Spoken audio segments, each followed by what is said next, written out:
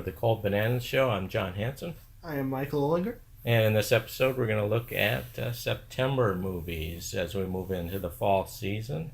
And we'll start off our month of September with what I believe is the fifth movie in this franchise.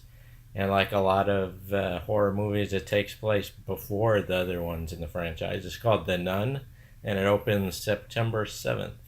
Yes, that is correct. And The Nun is actually the fifth entry in the CCU, the Conjuring Cinematic Universe, which is actually, in terms of profitability, the most successful cinematic universe owned by Warner Brothers.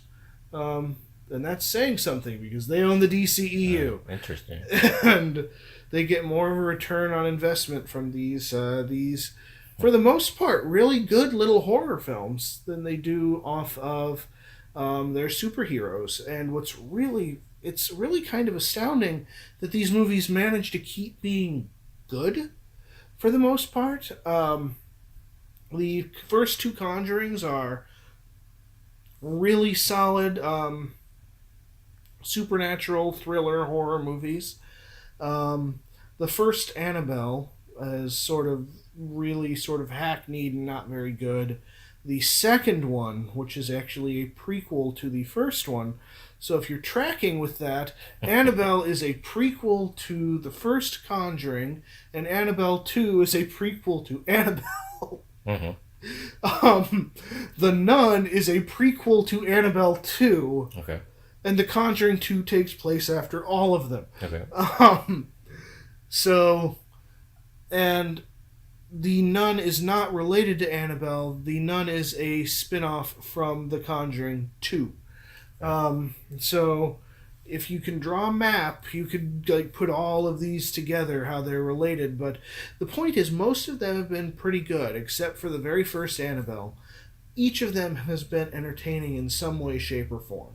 And The Nun certainly looks to maintain that trend. The behind the scenes on this one is actually really interesting too, because the Nun character did not exist in The Conjuring 2 until reshoots.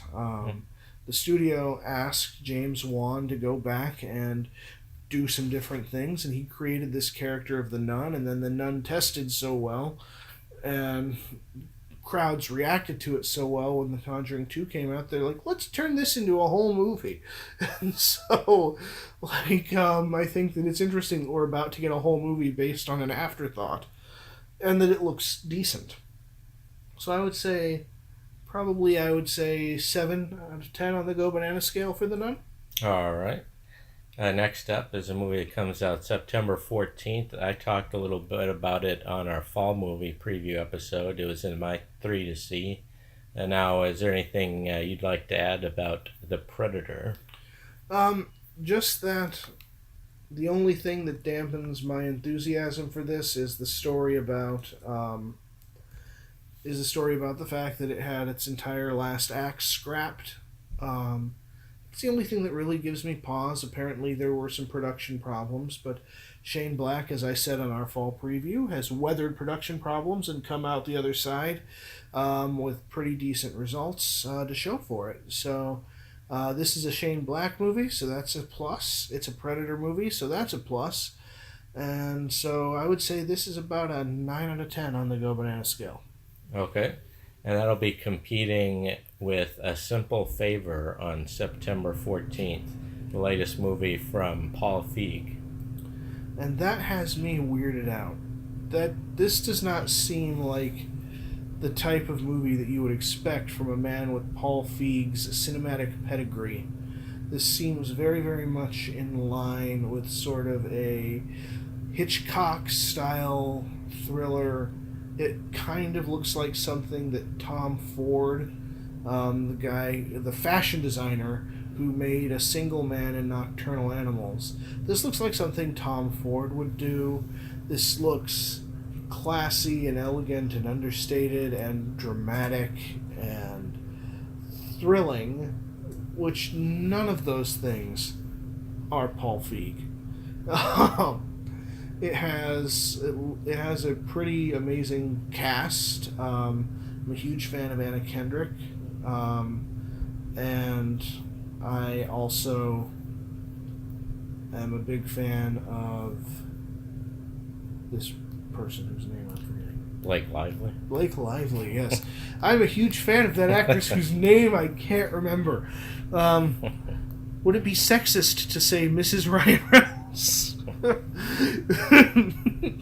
No, I'm a huge Blake Lively fan. Just blanked her name, but she has done amazing work in The Shallows, which she had to carry pretty much single-handedly. She did that very ably. She was really good in Cafe Society.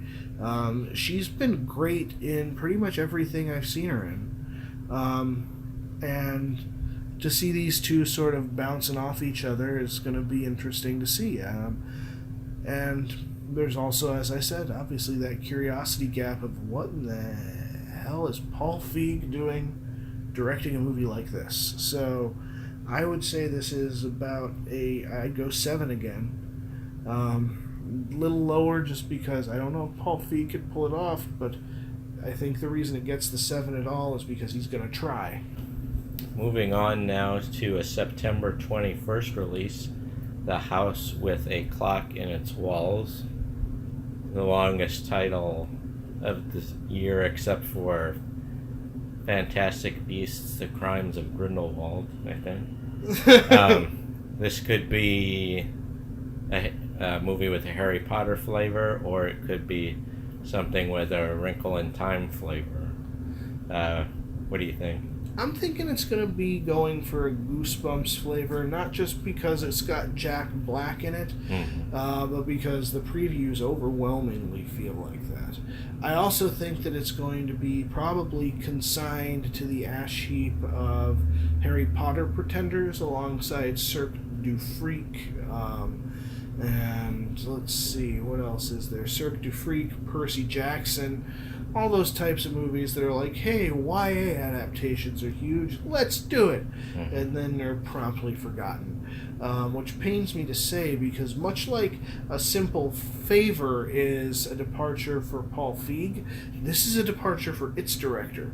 This is a YA adaptation targeted at children, and it's directed by Eli Roth. It's directed by the mastermind of the Hostel movies and Cabin Fever and Green Inferno. So this guy has gone from Eastern European torture porn to cannibalism in the jungle to something for the kids, which is odd and intriguing to see what he's going to do. Because it just nothing I've ever seen out of Eli Roth would lead me to believe that he has a family-friendly bone in his body. So, I mean, he's an interesting choice to handle this film, and I'll be interested to see what he can do with it.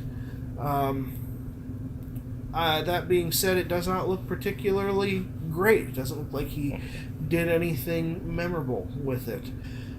I'll give this a 5 out of 10, and it's entirely out of that curiosity. Alright, closing out the month with comedy, and we might need something to laugh at by the end of the month. It's the latest comedy from Kevin Hart. He goes back to school to get his GED, and that's a pretty funny premise, but will he be able to carry it over the course of a whole movie in night school? Well, that's the thing. He does not have to carry this one by himself. He's opposite. The reason that I am looking forward to this at all is because it's Kevin Hart, who can be very, very funny. He can also be irritating sometimes, but he can be very, very funny in the right roles. And it's Tiffany Haddish, who is also really funny. So you've got these two sort of comedic powerhouses that are going to be playing off each other for an entire movie, and the thing is that they both have comedic personalities that are sort of pegged at 11. Like there's no turning it up to 11. 11 is where they start. Mm-hmm. And so this is either going to be sort of this is either going to be just a all-you-can-eat comedy banquet out of these two people, or it's going to be so high energy that it's going to be like subsisting on a diet of pixie sticks. Just because it'll be like so much of this stuff just shotgunned in at once. So I would say just based on the comedy chops of the two leads alone. Not to mention, I think Rob Riggle is in it and he's really funny. So I would say this is about a 6. Looking forward to this, about a 6 out of 10. Okay, that's what we have for September. Thanks for joining us, and we'll see you next time. Later.